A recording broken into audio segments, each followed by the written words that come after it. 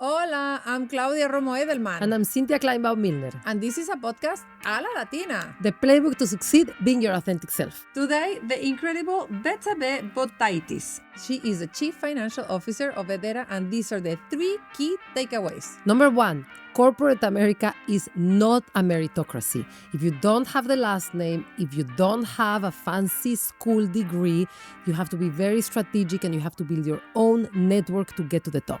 Number 2, how Betsabe faced the wall from Latinos. How much the scarcity mentality among Latinos of elbowing each other meant a wall for her as opposed to a network of support, and how we should change that. And number 3, what doesn't kill you makes you stronger. She went through so much hardship. I'm really eager to have you listen to the journey of a woman who came from really humble beginnings and had every unexpected barrier and every unexpected problem thrown her way, and how she came up at the top stronger than ever. We are resilient, and she's a proof of what we can do. All of that and more here at A La Latina. Stick around.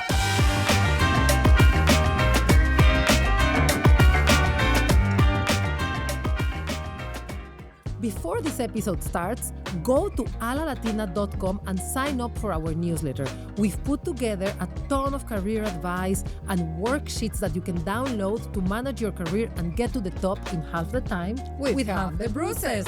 A La Latina.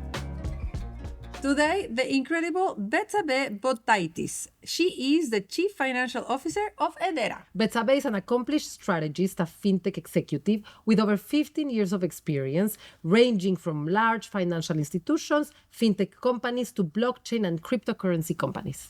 Betsabe has held several senior roles at renowned and leading-edge companies, including Uplift, which is a buy now, pay later in travel. Also Kueski, Mexico's largest BNPL, lending club, and Citigroup at City Communication Development and Financial Inclusion. Betsabe serves as the CFO and treasurer of Hedera, the #1 enterprise blockchain governed by leading organizations around the world. And I can tell you, because I used to be in this industry, that she's probably the most senior and most knowledgeable Latina in the blockchain space. So, did I exaggerate? No. I don't think so. Exactly. Well, even more welcome. Yeah. Thank you so much for being here. Thank you for having me. I'm very excited. We are literally really excited to have you. We had a session in Davos together talking about tokenization and financial inclusion and opening it up. And all of a sudden, I got to hear your story. I know you for a number of years, but really, we just don't know each other's histories as well. And I was blown away. So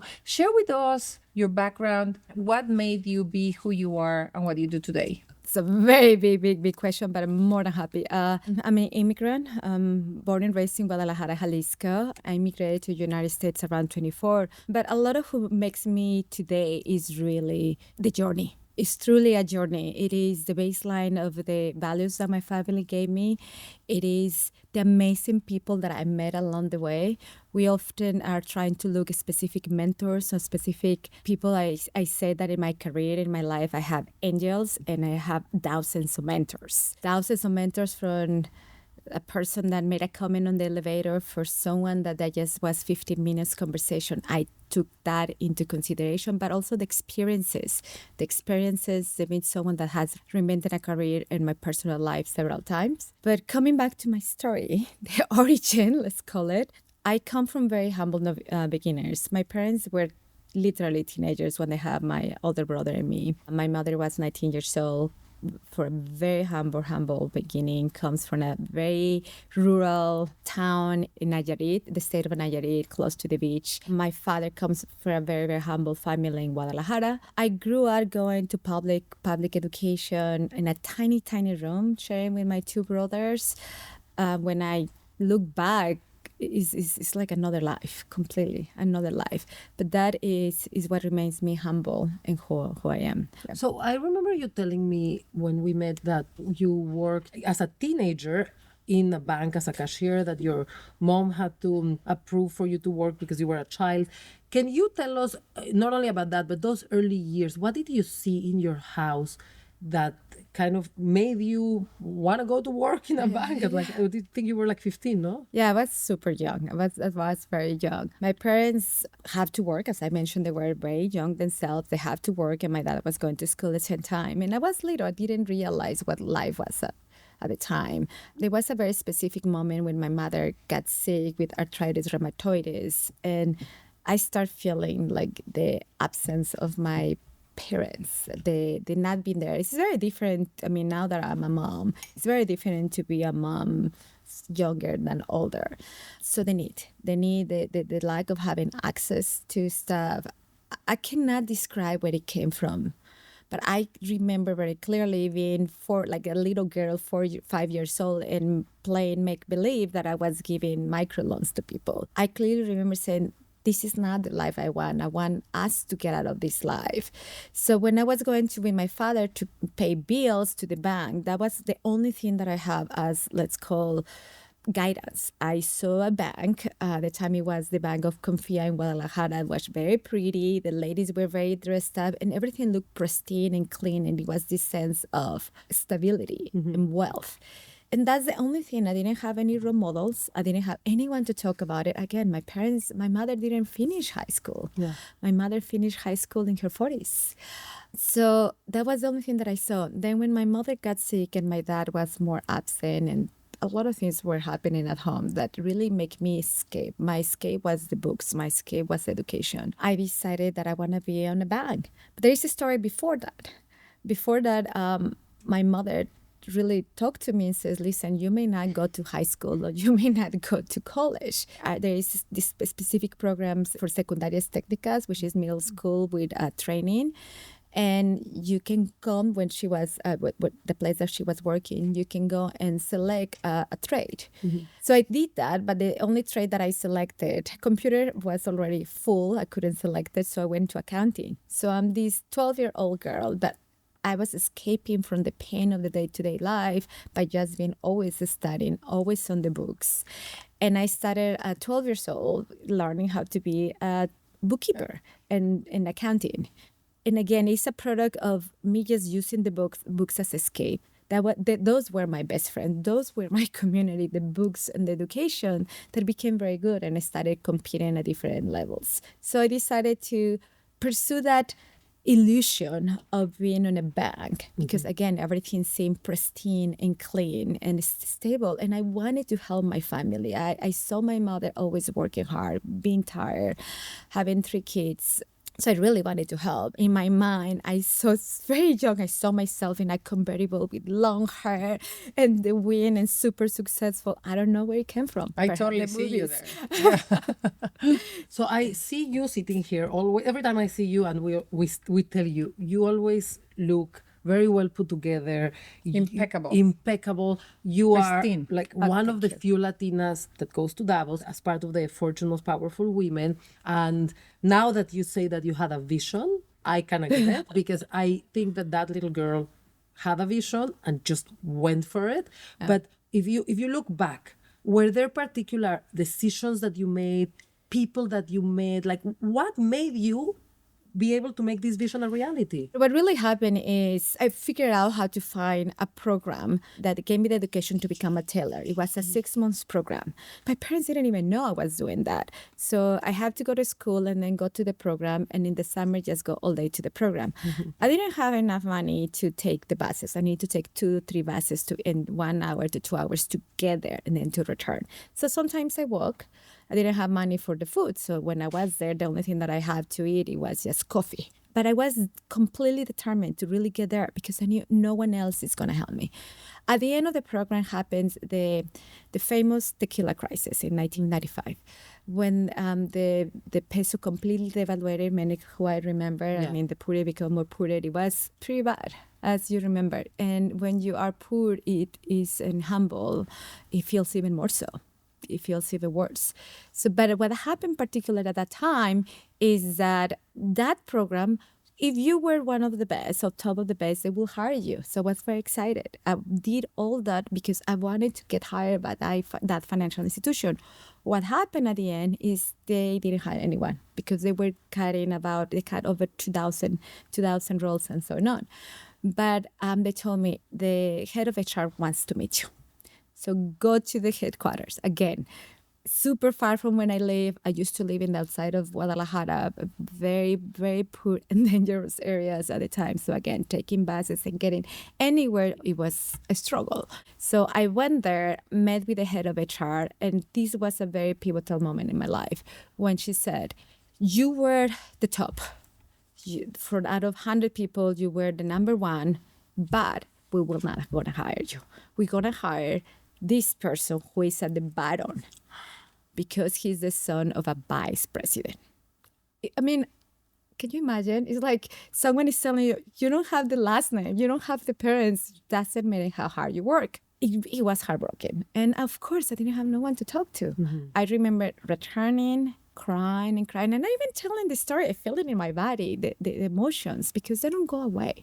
They just build you up eventually when you look back. But this is a very important point that I need to go back to it. It says, we're not going to hire you, but the only reason I'm letting you know, so it's for you to know. It doesn't matter how smart you are, how high is your IQ. What matters is how creative you are. So here's a letter of recommendation. Good luck.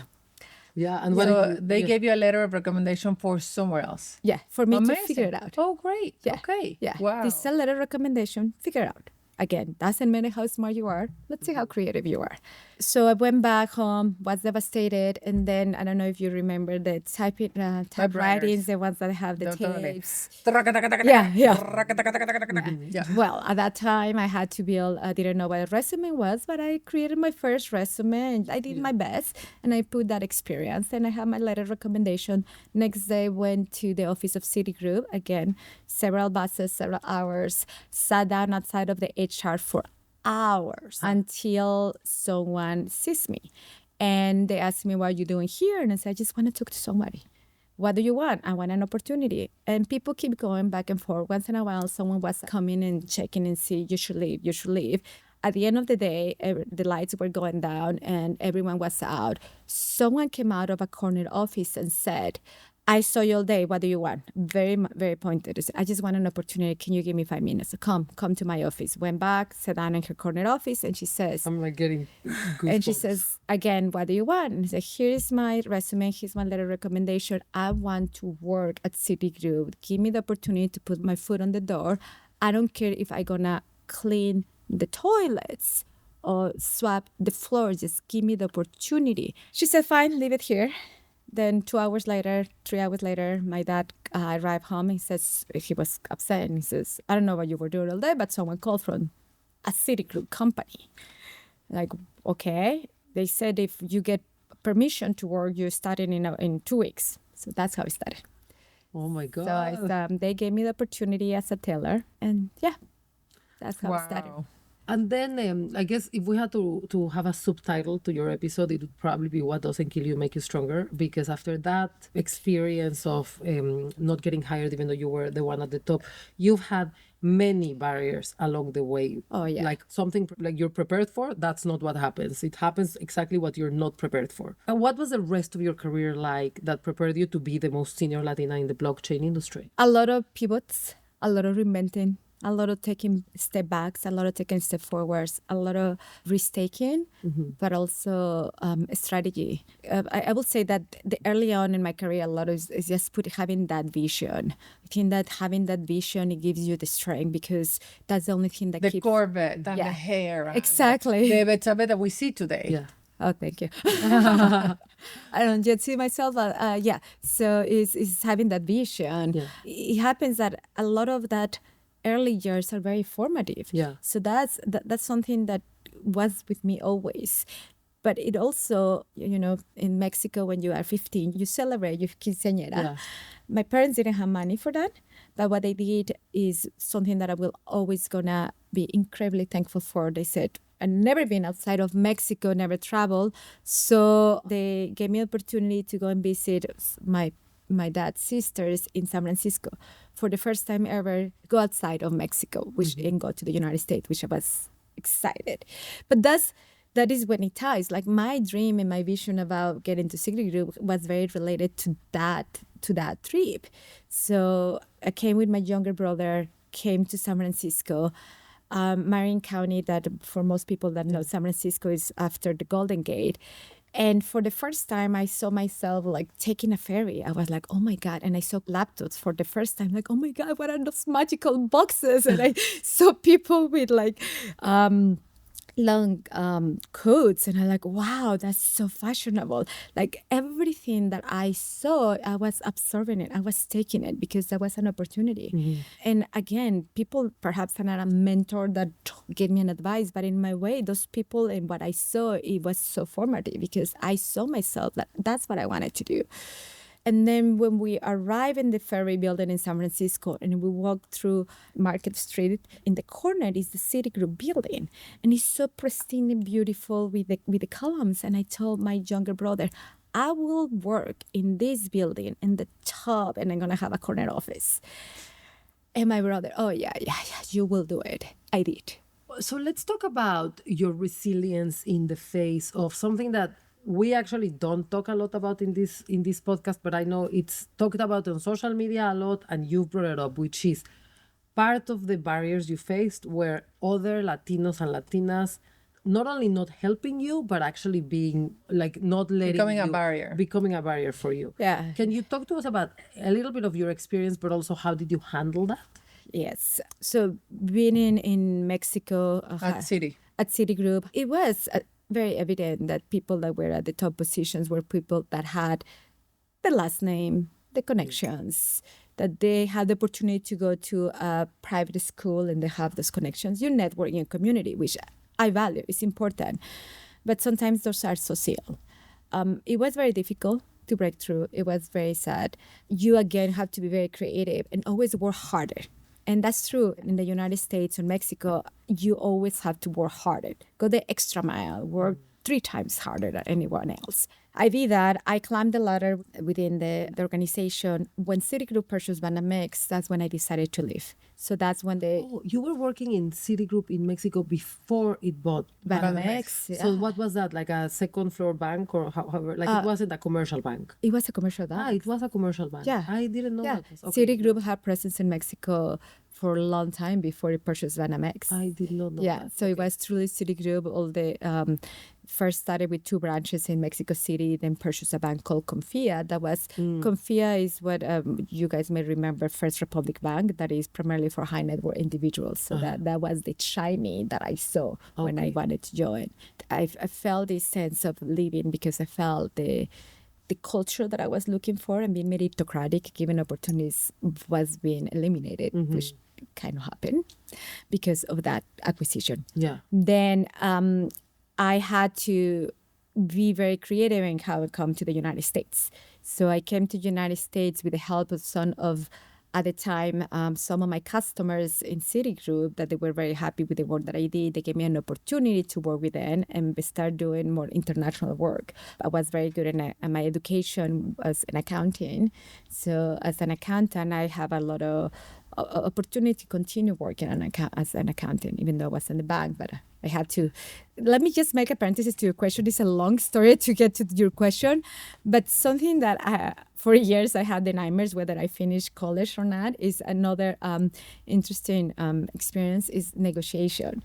I was going to work, and sometimes the hours of the bank were so long that to be able to get to college or to high school was incredibly difficult. So I remember always having to negotiate with my teachers about, can I do extra work? Can I take classes? Can I take the test? Or can I teach your classes? Because I started accounting since I was 12. So by the time that I was 18, I was incredibly good. So I also taught accounting sometimes when my teachers couldn't, I was their substitute. So I was always negotiating. So a lot of my education and my degrees was part of that constant negotiation and activity. So I had this constant nightmare, but it was the negotiation and ability to continue to be creative through my career. So I was able to get, before where I was able to get another job, they sponsored me to be able, we were doing commercial real estate in many different parts of the world. And they sponsored me to come to the United States because they knew that it was my passion. I wanted to come here. So you raised your hand, you told them like, I want to. Oh my God. nothing ever has come to me. I always raise my hand. Like this same little girl going and knocking at the door and being outside of Citigroup, That's your life. that's my life. Until this job too. Every single job, I always knock at doors. I always ask for it. No one came and gave it to me. And when I look back, I don't know if I would like someone to come and give me a job. Perhaps it's not a job that I want, and you just take it because it's in front of you. So it's so humbling to apply for a job. It's like fundraising, and as an entrepreneur fundraising, you apply hundreds or literally hundreds of jobs and see that someone is going to call you and then go through the process. Someone is always judging you. And you're just waiting for that yes. One yes. You just take one yes. And then you have to be the best. So you came to the U.S. Came to the U.S. I enrolled myself at a university called Golden Gate University in San Francisco. Right. And then I married with a wonderful man.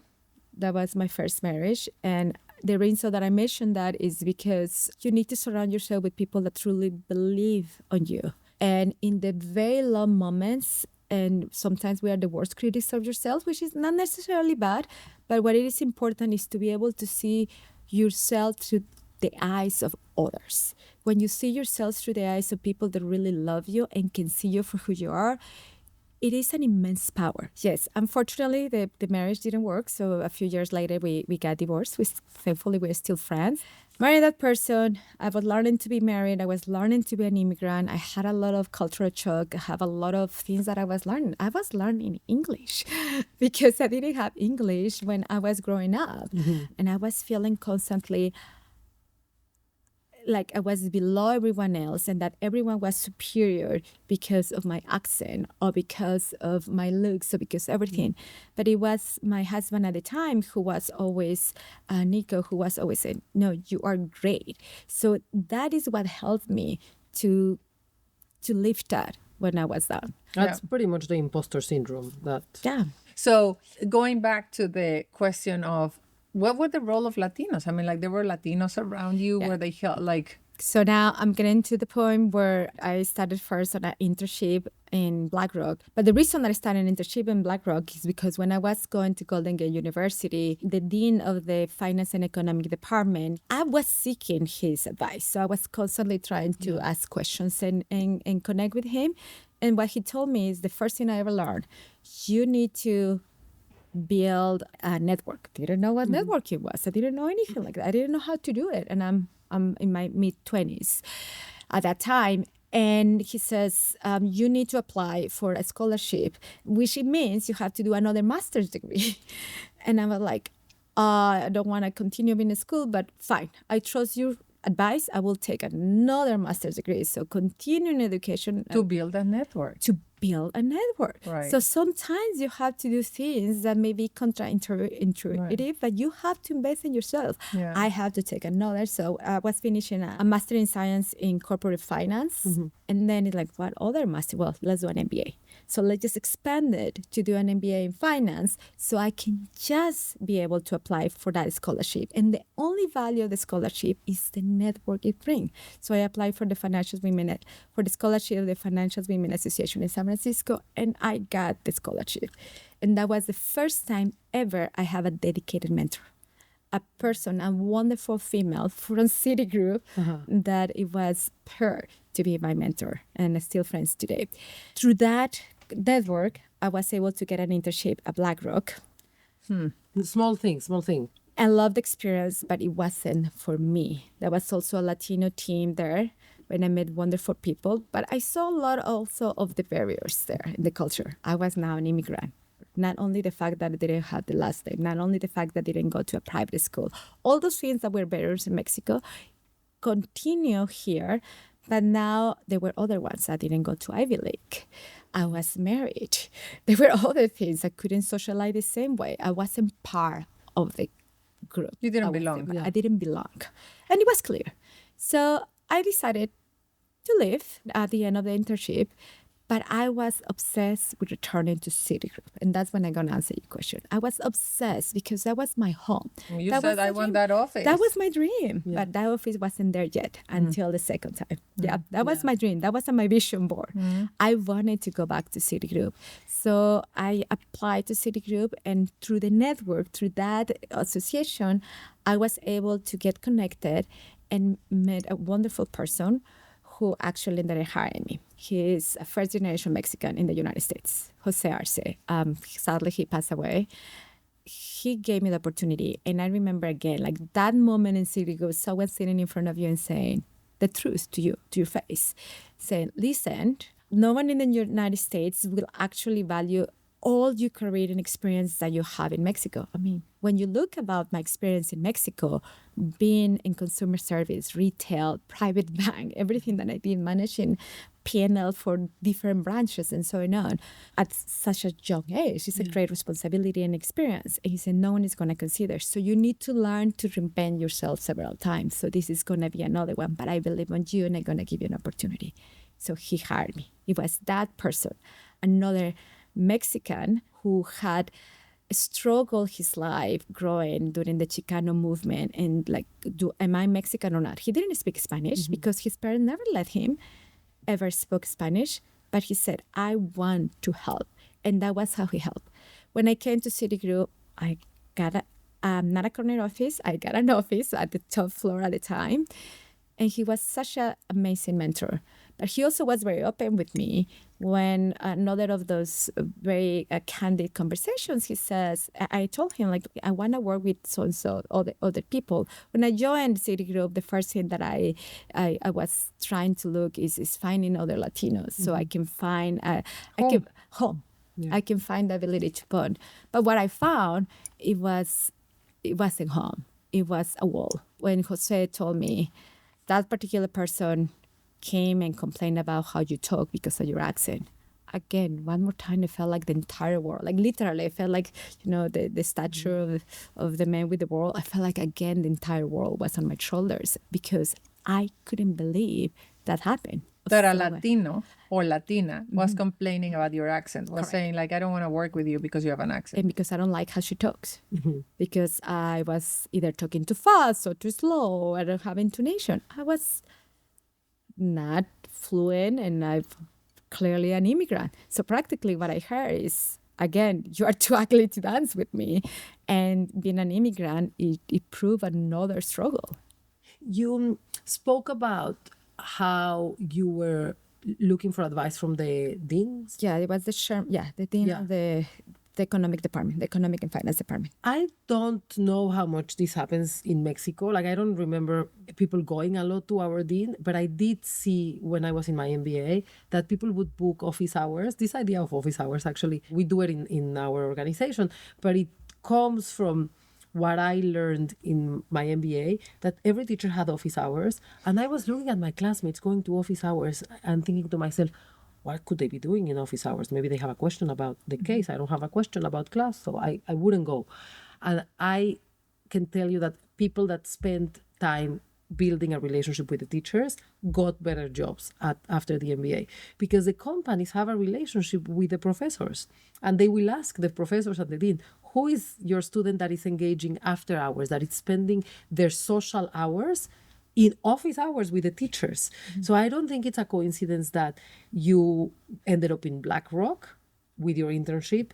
I imagine that there was some recommendation that your dean or whomever you were engaging with said, she's actually really driven and she's spending her social hours with me. I got to BlackRock through a member of the Financial Women's Association in San Francisco who gave me the opportunity. She really is the one that says, I want you to come on. And I went into... It's like the network. The network. For me, Jose changed my life because he gave me the opportunity, not only gave me the opportunity to hire me, he put me through a boot camp of corporate America. Like, really, he knew I was coming from Mexico with my experience in Mexico and my global experience with construction, not on banking. And he took a chance on me, but not only change, he himself had a vision of what he wanted me to go. And he put me to a boot camp in corporate America that after 2 years of being under his leadership, he decided to retire. He was in Citigroup for over 30 years, and he fought for me to be his successor. Wow. He really fought for me. And when I look back, it's like, how many people do that? Not that many. And so that's how you got to the corner office. That's how I got to the corner office that I envisioned when I was 14. Which it doesn't happen all the time. I mean, people stay on their careers for 30, 40 years. And never get to a corner office. And never get to a corner office. It happens that I was very young. It happens that Jose saw something in me and helped me to get there. I did also need it when the interview was to decide whether I'm going to stay on the role or not. Needed to also stand up and be able to back up. I mean, I remember being with Jose's boss at the time, and he gave me an offer, and it was very low. I mean, I knew how much, and I said, I'm sorry, I love the opportunity, but I'm not going to take it. Wow. Then it's when he goes... This is for the corner office. Yeah, that's for that once Jose was leaving for me to take on his role. And then his boss, Bob, leaned back and says, oh, then you have a voice. Then you can defend yourself. Then you're going to protect me again, everyone else. So really until he didn't know me. He just had the recommendation from Jose. Again, Jose fought for me to stay there. Said the best person is going to be her. There's no one else but her. But I still needed to prove myself so that I gave deserved you an offer, but you thought this is too low. Like right on the spot, you said this is too low. Like how did it? Yeah. We went in his office and he said, this is what I offer. And I said, I'm so sorry, this is too low. It's really way below of my other colleagues would make. And my other colleagues being in the company for 25 plus years, my peers. And I understand. Yeah. It still was low, but he increased it. Yeah. But right there, I just say, I'm sorry. I felt like, again, being back on the moment of Citigroup Banamex moment that I needed to decide you stay or you leave. And what the offer wasn't fair. That offer wasn't also fair. So a lot of my principles is, yes, we need to work, but you also need to find pride and focus on this campus of what's fair and not fair. It's very important. And your value. I mean, like you probably know that you work like a horse and that you can bring like business, and you were like, no, I have the confidence of that. Amazing. I don't know if I had the confidence at the time. It was primarily because, I mean, every time that I'm in front of someone, I'm like scared. I wasn't that confident. I can be honestly saying that. I just simply didn't want to be perpetuating a disadvantage. And then you're a mom. You had a baby, you got married again, you moved into buy now, pay later. How was all that? So after your corner office? Being in Citigroup was a great experience. I will always be thankful for the experience and what they do. I admire what they do, especially in community development. I always say financial inclusion and social impact investing, they are some of the most innovators and leading, especially at the time. But being back and forth between New York and San Francisco and spending primarily time in San Francisco, I was intrigued about technology, and I started having, after my divorce, I started having a lot of friends in the startup world. And it was very profound when at Citigroup, and I was getting burned out. I was working like crazy, and I mean, it hasn't what is changed. that? I don't know. This is 15, 18 hours a day, traveling a lot. Always, I mean, I learned since the bottom of the operations is knowing what everyone is doing, supporting. If someone doesn't do the work, you have to jump in and do it. And it's constantly showing. So the transition really happened with that moment in being there and this bag of like, what's technology? And of course, when I start thinking about continue progressing and being there, it came to a point that like, I'm very senior to continue growing. Someone has to leave. It's not going to happen like this senior. And yes, people can be 20, 30 years in a company, but I don't know if those are these times anymore. Yeah. And I wanted to keep learning. I was very good at what I was doing. I did it good and I was getting bored. So I remember being in a performance review, annual performance review, one of my direct reports who was in close to the age of retirement. I was just being very energetic and trying to help her. I need more from you. We need to do more automation. We need to do all these amazing things to really keep bringing value. And for me, the corporate experience, like she leaned back, like, okay, relax. Don't try to get more from me. I'm going to retire. And I'm touchable. I'm going to retire. You're not going to get more of what I'm already doing. And she then leaned forward and she says, isn't it very comfortable, everything that the company gives you? The corner office, the travel, this. And I'm like, oh my God, yes, you get the golden handcuffs. And that was a moment when I saw myself, but through the mirror of someone else's. I did want to ask, it is not often that we have these conversations, these raw conversations about how Latinos actually elbow each other. Yeah. You very rightly said, when I said we want to have Latinas go to the top in half the time we have the bruises, you said like, stop. Bruises are good. Yeah. Bruises are good. And it seems to me that you're a learning creature, that you're always aiming for higher, but that you've been bruised. Significantly, yes. Yes. I've been always learning is core to who I am. I'm thirsty for learning, but also I would not back up from the hard work. If I need to roll my sleeves and get dirty on the mat, I will do it because I know that ultimately there is a payout, and the payout is going to be what you put in your mind, what you put in vision. But the bruises has been real, and the pain has been real. And for a long time, I was angry. What I'm sharing right now, perhaps I couldn't share before because I was angry having to go through all that. I was burned out and exhausted at the time. And the Latino community, as I grew in my career, I didn't have a Latino community. What do you think has allowed you not to be angry? Is it just that you succeeded, or is there any internal work or any epiphany that has allowed you to kind of let that anger go? That's a very good question. I think that the universe has a way to continue pounding you down and hit you down over and over in so many different ways until you are like, okay, I release it, I let it go. Otherwise, you will continue being beaten down until you release it. After Landing Club, I had other experiences. I had to go to Mexico. I decided to go to Mexico thinking that, wow, Mexico, they're going to welcome me with open doors, but it was not even close. It was worse. That's when you went to work in the buy now, pay later. And that was during COVID, after COVID? I was before COVID. It was post Landing Club's IPO. So Landing Club was a very interesting experience. It was really transitioning for me. It was a strategy for me to transition into more of the fintech and entrepreneurship. During that time, again, we plan what we can plan, and we need to be ready for the unexpected. I always say that. Be ready for the unexpected. So I was dating with now who is my husband, and then he proposed. And we were very excited, so I was super excited. And I think that's what I wrote in the book on the Hispanic Stars. I felt like I was at the top of the mountain. I was on a pre-IPO company. I was in San Francisco. I finally had a social network, wonderful people that I met. I had girlfriends. I mean, eventually it's a conversation. I never really had girlfriends until then. And I was engaged with a wonderful, wonderful man who had a wonderful family. I just felt everything was perfect. Like the road was shiny and wonderful in front of me. And then the unexpected happened. I got a small miracle. I got pregnant with my daughter. But it's funny, again, we cannot control everything. We need to be ready for the unexpected. My wedding day was my delivery day.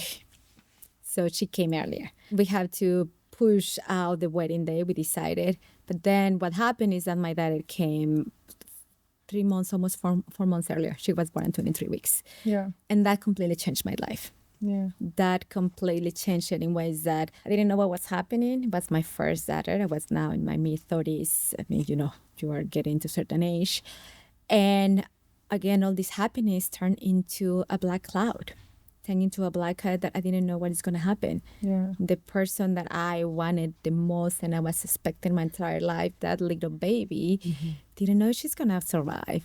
I was for 7 days as a human incubator in the hospital, worried about my job, worried about what's going to happen. Did the work get done and things like that? Because I still today, it's always the fear of, am I going to get fired? What's going to happen? So my daughter... Do you still have today? Yeah. I think it's always there. It's ingrained, and I will even think that maybe the DNA So now my priorities shifted. The realities hit differently. The realities now I was a new mom of an extreme premature kid, and I didn't know what that meant. But the only thing that I saw is that my daughter was born, and the experience of being a new mom was completely different of what everyone says or what the book said of the chubby babies being 24 hours and leave. No, it came into go to the hospital every day, go all day, go to work in the morning, go at nighttime to the hospital, and just pray that the baby is going to be alive. Right.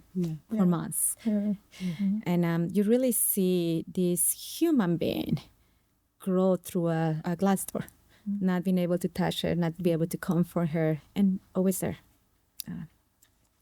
Yeah. But it is actually probably your daughter, like you, will be sitting here being interviewed one day, and that will be her experience of being a survivor and being a fighter and seeing her mom being the fighter for her that she was. Okay, so you're a mom, lending club. How do you get to blockchain? That's another story, and it's continue again with perseverance, a vision, and knocking at doors. So really what happened after Lending Club and the situation with my daughter, left the company and then went to Mexico. I wanted to be an entrepreneur. My goal is I couldn't immediately be an entrepreneur because what I said at the time.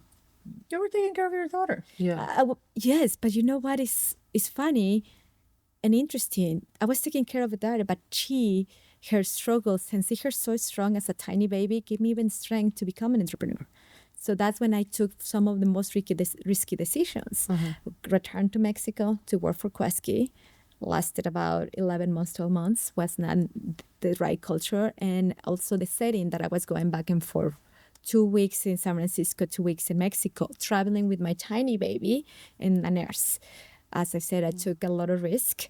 But sometimes you need to take those risks and charge on, lean in, and continue moving forward. So I took because that was what it will get me the other set of education to be more well-rounded as a professional. I learned a lot in my Kueski experience, and from the fundraising for Series A, managing the board, partnering with the board differently, and partnering with entrepreneurs in different ways. How do you take a company to a scale? Left Kueski to really focus on my family again. If we needed to be together and in the US. So returned, but at that time said, okay, it's time. I'm going to be an entrepreneur. So we two co-founders, we started a company in blockchain. We started a company that was focused on identity, sovereign identity on the blockchain. And why blockchain? Blockchain goes back to when I was at Citigroup. I see amazing programs and great work, but really we were hardly touching the surface of how we alleviate poverty.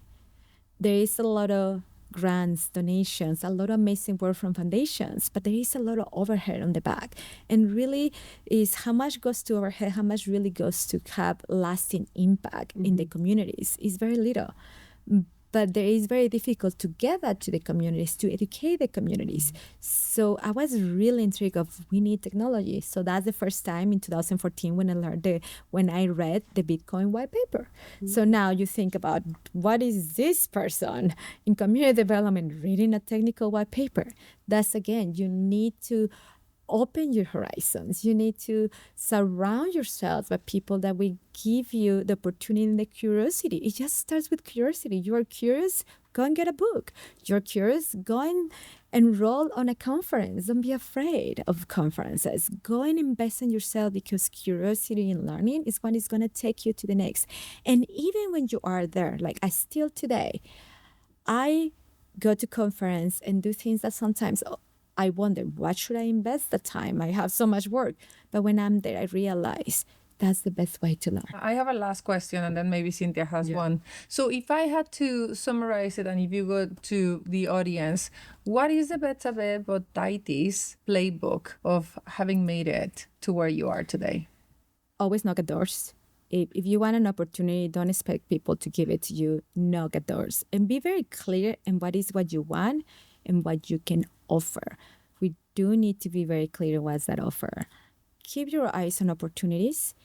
a lot of people, and I guess it's human nature, a lot of people see more of roadblocks and challenges. Yes, there are huge challenges. There are sometimes mountains that seem impossible to climb. But when you see opportunities, you can go around the mountain and reach that opportunity. Be ready for the unexpected. Nothing will come out as you plan to be, and be humble.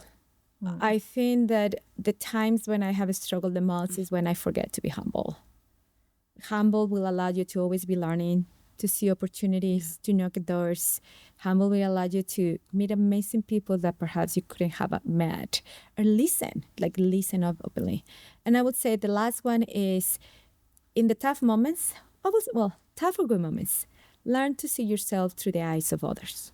Amazing. Oh my God, so many really good nuggets of insight. And to me, besides all of these things that you said that are your playbook, like the one thing that I'm leaving this conversation with is we should never judge people for how they look, because you don't know what they went through. And honestly, you present as somebody that like you have it all figured out, and just knowing all the things you went through is really inspiring. I'm like a big fan. I was already a fan. Now I'm a super fan. So when I met Betsabe, it was we met, but we were together in a conference in Chicago. And I remember it was a full day and I was so tired with my high heels. And she looked at me changing my shoes and she said, "That's when the Chimmy shoes are no longer good and you have to upgrade to Prada." That was the first I remember. And I was like, Who is that person? I'm learning from her. okay, so last question. What advice would you give to your 30-year-old self?